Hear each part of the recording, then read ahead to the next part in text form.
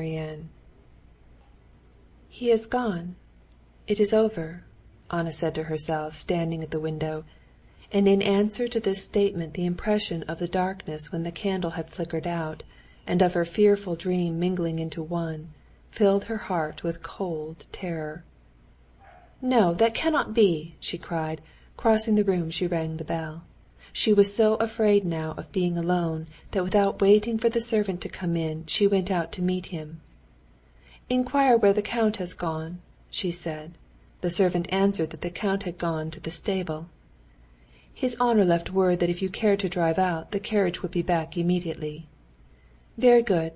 Wait a minute. I'll write a note at once. Send Mihail with the note to the stables. Make haste." She sat down and wrote: "I was wrong. Come back home. I must explain. For God's sake come. I'm afraid." She sealed it up and gave it to the servant. She was afraid of being left alone now. She followed the servant out of the room and went to the nursery. "Why, this isn't it. This isn't he. Where are his blue eyes, his sweet, shy smile?" was her first thought when she saw her chubby, rosy little girl with the black, curly hair instead of Seryozha, whom in the tangle of her ideas she had expected to see in the nursery. The little girl sitting at the table was obstinately and violently battering on it with a cork, and staring aimlessly at her mother with her pitch-black eyes. Answering the English nurse that she was quite well, that she was going to the country tomorrow, Anna sat down by the little girl and began spinning the cork to show her. But the child's loud, ringing laugh and the motion of her eyebrows recalled Vronsky so vividly that she got up hurriedly, restraining her sobs, and went away. "Can it all be over?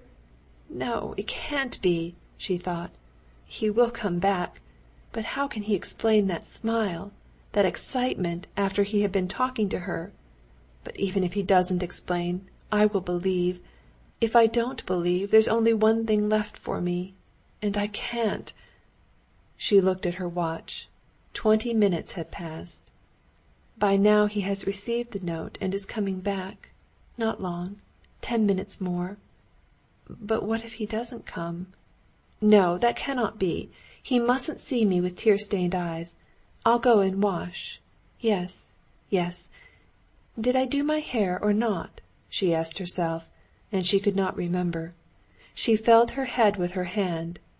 Yes, my hair has been done, but when I did it I can't in the least remember. She could not believe the evidence of her hand, and went up to the pier-glass to see whether she really had done her hair. She certainly had, but she could not think when she had done it. "Who's that?" she thought, looking in the looking-glass at the swollen face with strangely glittering eyes that looked in a scared way at her. "Why, it's I!"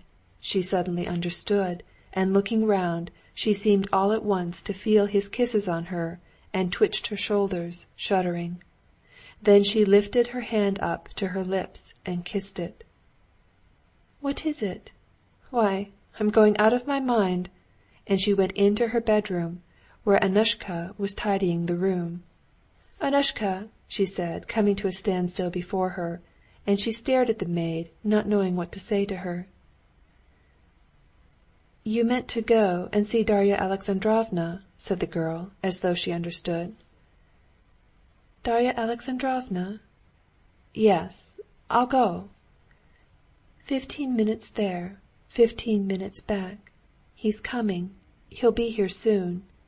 She took out her watch and looked at it. "But how could he go away, leaving me in such a state? How can he live, without making it up to me?" She went to the window and began looking into the street.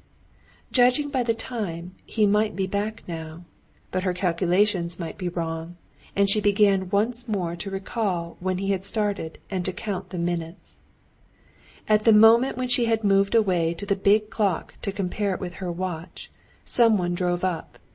Glancing out of the window, she saw his carriage, but no one came upstairs, and voices could be heard below. It was the messenger who had come back in the carriage. She went down to him. "We didn't catch the count. The count had driven off on the lower city road." "What did you say? What? she said to the rosy, good-humored Mihail, as he handed her back her note. "Why, then, he has never received it," she thought. "Go with this note to Countess Vronskaya's place, you know, and bring an answer back immediately," she said to the messenger.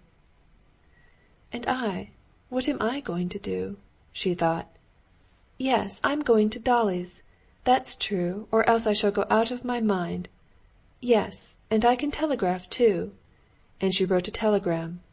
"I absolutely must talk to you. Come at once." After sending off the telegram, she went to dress. When she was dressed and in her hat, she glanced again into the eyes of the plump, comfortable-looking Annushka.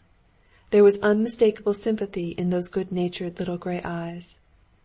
"Annushka, dear, what am I to do?" said Anna, sobbing and sinking helplessly into a chair.